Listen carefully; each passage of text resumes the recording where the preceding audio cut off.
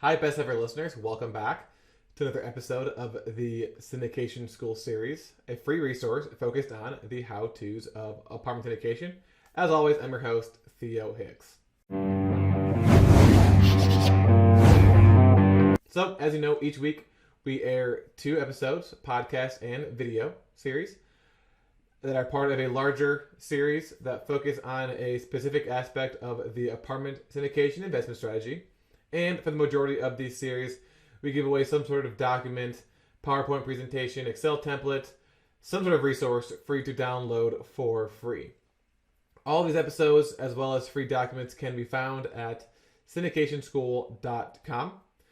This episode is a continuation of a series entitled How to Asset Manage a Newly Acquired Apartment Syndication Deal. This is part 6.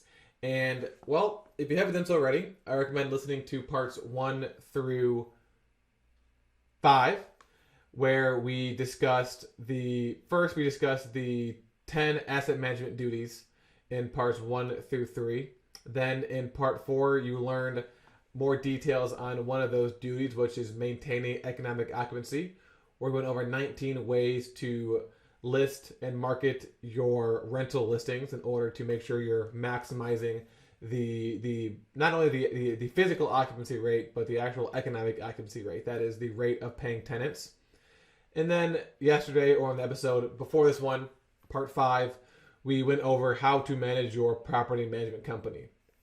So in parts 1 through 3, we went over the best practices for being an asset manager. And then one of those is obviously managing your management company. So we went into more details on that yesterday. And specifically what you need to do in order to make sure you're getting the most out of your property management company. Well, what happens if you're not? What happens if you are implementing those practices and they aren't sending you the reports you're asking for? They're not showing up to the weekly calls. Maybe your variances for all of your variances are way off. The occupancy is really low, lagging behind. Well, what do you do then? Well, one option is to kind of do like a performance plan with them and try to figure out how to get them back on track. But another option is to fire them and to find a new management company. So that's what we're going to talk about in this episode. It's going to be about the how to approach firing a property management company. And essentially, we're going to talk about 1, when you should fire a management company. And then 2, if you've made the decision, how to actually go about doing it so that you're ensuring a smooth transition from the company you're firing to the new company that you're bringing on. So there's really only 3 reasons why you would want to start the process of firing a property management company. One is if they're committing some sort of crime or fraud against you.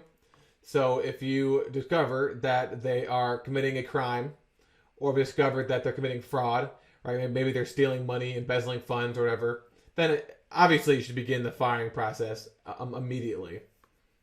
And of course, if you're not staying on top of your management company, if you're not doing these weekly performance reviews, if you're not requesting the different financial reports, well, you're not going to know if they are, if you're not visiting the property frequently, you're really not going to know if they're committing a fraud or committing a crime. So that's why in part 5, I mentioned that here are the reports you request, and here's how often you need to visit the property so that you can determine if some sort of crime or fraud is being committed. Plus talking to the residents as well. So that's 1. If they're committing a crime or fraud, you can start the process of firing them immediately.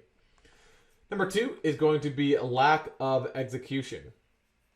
That's the second reason why you might want to consider firing your property management company. But before you instantly jump on them and blame them for your projected budget and your actuals being so far off, you first want to make sure that it is indeed your property management company's fault.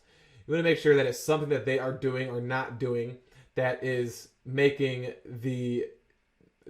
such a large variance between what you projected and what's actually happening. So say, for example, you projected a $150 rental premium on the renovated units, and then you realize that you're only getting $50. Well, the failure to meet that $150 rental premium might be because of let's say it might be because your occupancy is a lot lower at the property. Or maybe it's because you have a high loss to lease. Well, that could be the fault of your management company because they're not marketing properly or they're not targeting the correct people.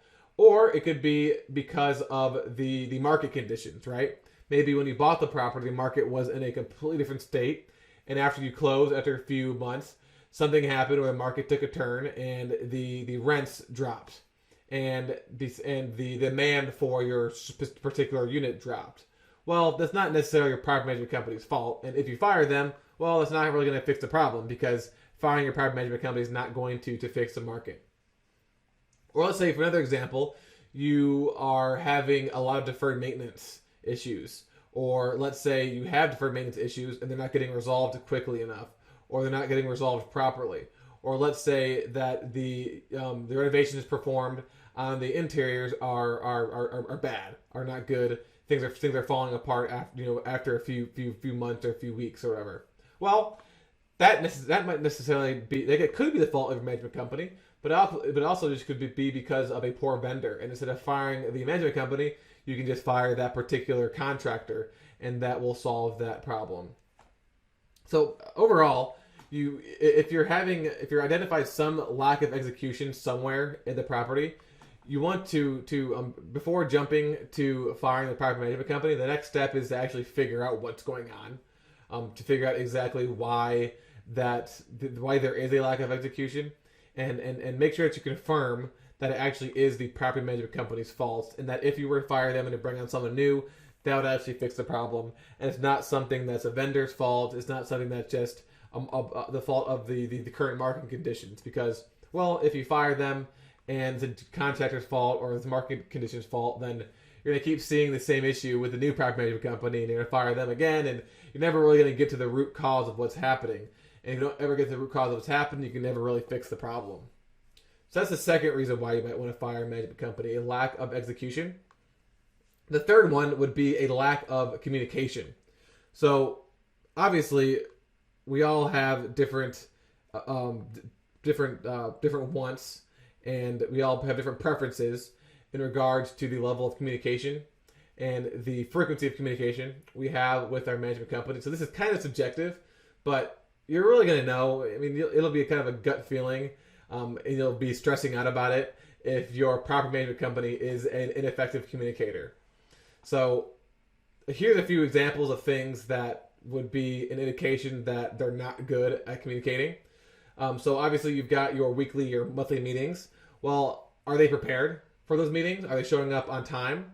Or are they always late? Or they're always having to reschedule to a different time of the day or a different day of the week? Are they not prepared with the reports, or have they not reviewed the reports at all? And they just seem like they have no idea what's going on. How long does it take them to reply to your emails? If you email them with a question that an investor asked you, do they get back to you that same day, the next day, a week later? Do they just never respond at all? How easy is it to get them on the phone? If you call them, is there someone that's always on the phone that answers it? Or does it go straight to voicemail? If you leave a voicemail, how quickly do they return your phone call? The same day? The next day? A week later? Do they communicate with you immediately if something goes wrong at the property? If there is let's just say a really big storm and there's some water damage in some of the units, well, when do you find out about that? Do they call you that day and say, hey, we've got water damage at the units, here's how much it's going to cost to fix, do I have your go ahead? Or do they say nothing? And if they say nothing, do they actually fix the problem?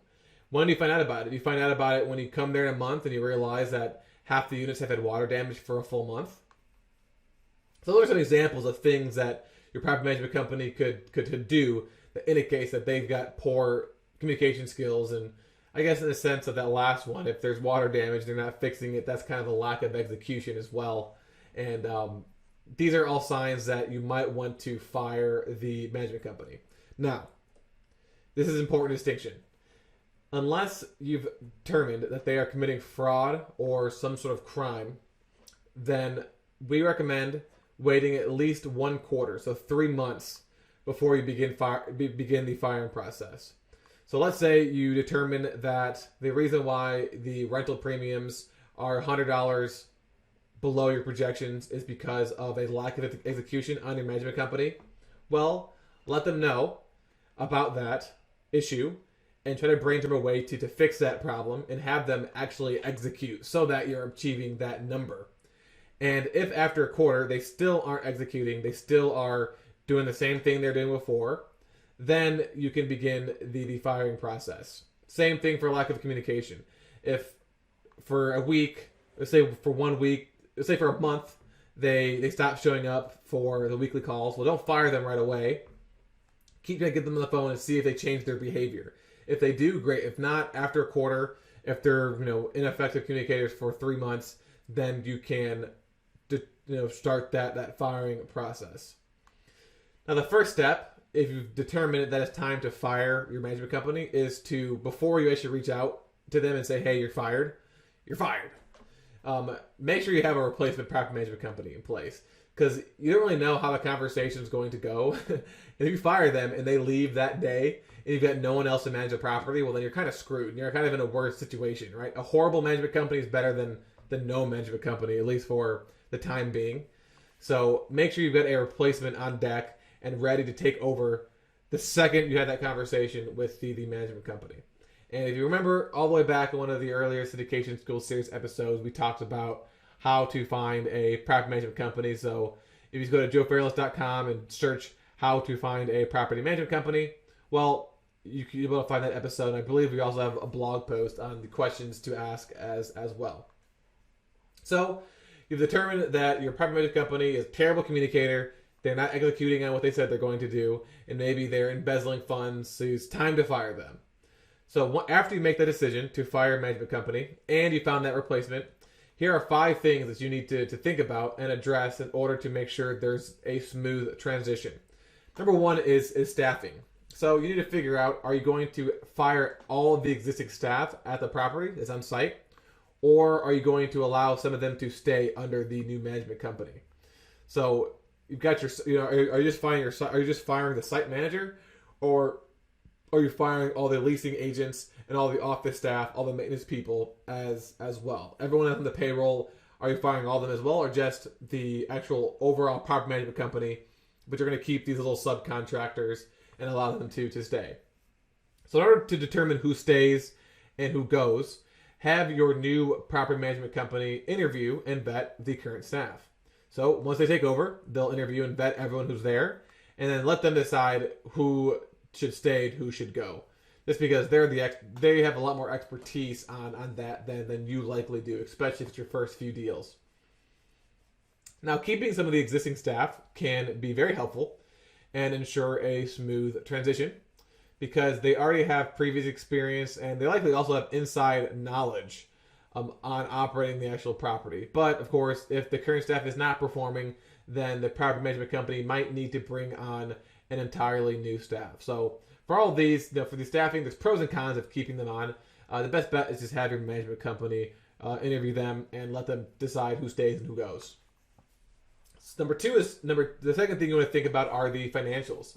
So your new property management company should, ideally, if you screen them properly, proactively request all of the financial documents from the previous property management company that they need in order to effectively take over the operations of the property. So, right, they don't want to just go in there and have a blank slate and not know what's happened the past month, the past year, the past 2 years, depending on how long you've owned the property. So if you remember, in part 5, I listed all of those reports that you want to request from the management company. Well, your new management company should request those reports from the old management company as well. Right? They're going to want the historical profit and loss statements. They're going to want a copy of all the current leases. They're going to want a current rent roll. They're going to want a chart of the accounts, which lists all of the income and expense line items. They're going to want to know about bad debt, delinquency, the occupancy status, the leasing status, leasing activity. They're going to want to know everything about the property leading up to their firing, so that they can take over from where the old property management company ended, identify the issues, and resolve them as quickly as possible.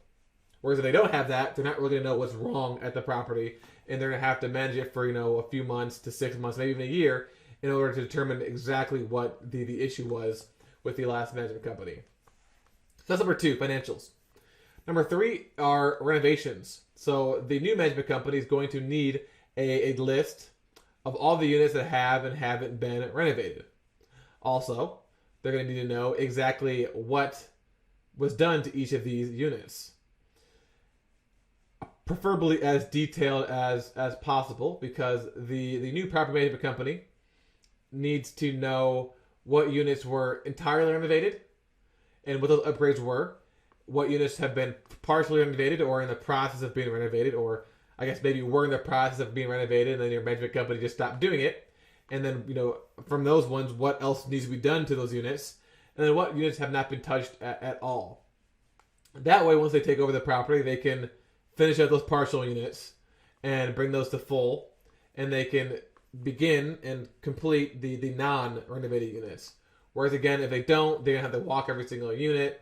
They're going to have to ask you a bunch of questions on what you want done in the units, and it's not going to make it a smooth transition. Obviously, if the old property management company doesn't have that, then the new management company is going to have to walk all the units and kind of bug you, so obviously. But ideally, again, this is all about making a smooth transition. There is a list of all of the units and their current upgrade status. Number 4 is vendors. So the new property management company is going to need a list of all the vendors who currently work on the property, like the maintenance person, the plumber, a painter, the go-to appliance repair person, carpet person, drywall person, HVAC person, things like that. And then similar to the staff, you're going to want to have the new management company interview all these people to determine if they should stay or if they should go. And then lastly, and similarly to vendors, is the service contract. So the new property management company is also going to need a list of all the contractors who work on the property, like the pest control, pool person, landscaper, security, things like that. And then they're going to want a copy of all the actual contracts as well, just because they need to know who are they obligated to work with and who can they actually replace and find someone else. Those are the 5 things that you want to think about and do in order to ensure a smooth transition. Again, that's 1, staffing, 2, financials, 3, renovations, 4, vendors, and 5, service contracts. Now, here's a few other things to think about when you are going to the process of firing a property management company. Number 1, firing anyone, not just a management company, but just the firing process in general isn't easy. And unforeseen difficulties are going to arise. So you should kind of go in knowing that, and knowing that however you think is going to go in your mind is most likely not how it's actually going to play out in reality. So in order to minimize the negative impacts of firing a management company, here's 3 things you can do.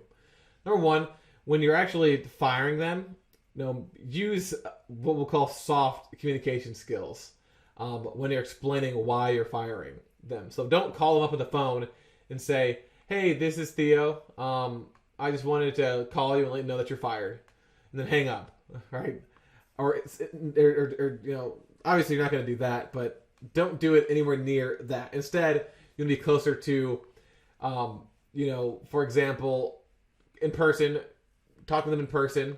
Ask them how their day is going, whatever, and then say, "You know what? I've really enjoyed working with you, but at the moment I'm getting a lot of pressure from my investors to find a new management company to manage our property, and so we're going to have to part ways," right? So you can blame your investors. So it's not necessarily you are saying you want to fire them; it's your investors, and so the conversation can go a little bit smoother.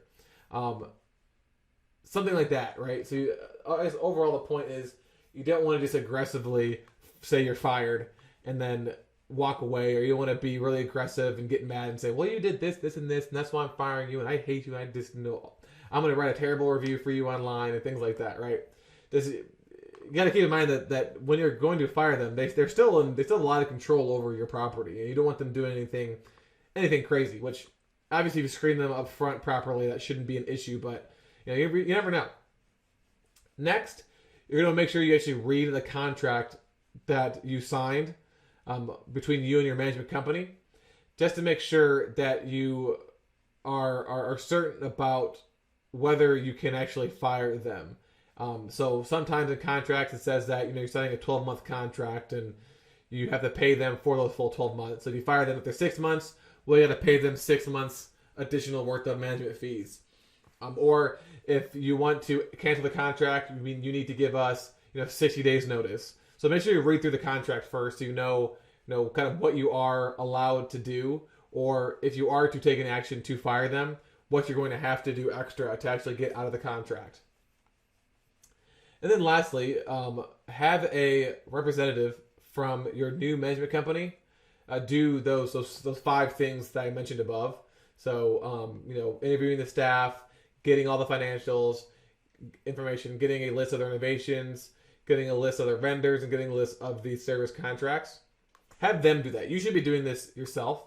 You also might want to have the new management company actually get that information by talking through a neutral party. So rather than talking to the actual on-site manager who you're firing, have them talk to the regional manager instead, who isn't as emotionally involved with the property, just because they're probably managing hundreds of properties, whereas an on-site manager, that's their job, and they will be a lot more emotional about the firing than, say, the regional manager. So, overall, number one, when you're firing them, use soft communication skills, and you should be the person that does this. Don't have a new management company come in there and do like an up in the air type situation.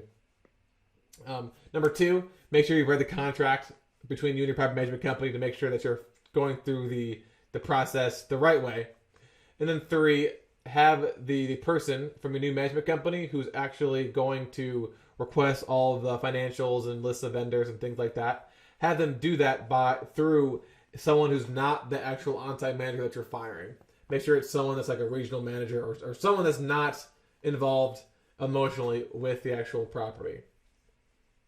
So I mentioned, obviously firing a property management company, it's not going to be a fun process, but if there is fraud, if there is crime, if there is a lack of execution, if there is a lack of communication, it just needs to be done sooner rather than later. There's lots of horror stories out there about terrible property management companies that could have been resolved by obviously screening them better up front, but by also firing them sooner than later. It might be a rocky few months to transition from the old to the new, but once the new property management company is up and running, you're going to be grateful that you were able to make that transition. So that concludes this episode where we talked about the process for firing the management company.